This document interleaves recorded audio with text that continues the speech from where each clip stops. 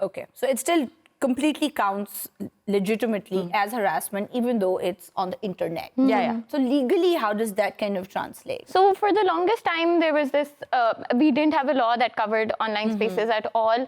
And I think it sort of was part of a larger attitude that the legal system had towards online spaces, because it wasn't considered as important. So it was something like you post something on Facebook for fun, and then you come back. So people didn't think that serious things were happening there. Yeah. And now we know, for example, elections can be decided on Facebook as well. Yeah. So it's a political space, it's a violent space as well. So now with the Prevention of Electronic Crimes Act, which came about in 2016, it's a law that we generally we resisted and still don't agree with, and we're facing the repercussions of that even now, and we can discuss that later. But it does acknowledge certain forms of online harassment. So if anybody tries to defame you online, if anybody shares or manipulates any intimate pictures of you online, and if somebody bullies you online, the definition for cyberbullying is a little vague, but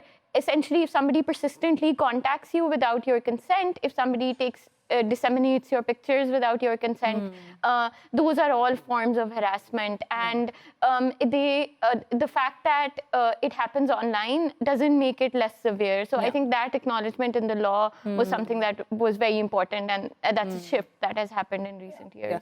And do you feel like that the definition has to be vague? Because there are so many kinds of harassment that's happening online that I'm sure we're still even discovering new ways to do it. Yeah. So it has to be kind of amorphous enough to be able to include future harassments, as depressing as that sounds. Yeah. Someone will come up with some innovative way to make your life miserable. That's actually a very good question in the sense, so that's something that lawyers also, I guess, the law has to play this balance between being vague but not being too vague, because when it comes to laws that regulate speech, if it's too vague, then the government can essentially term anything that it doesn't like as something. Hate speech, Yeah, exactly.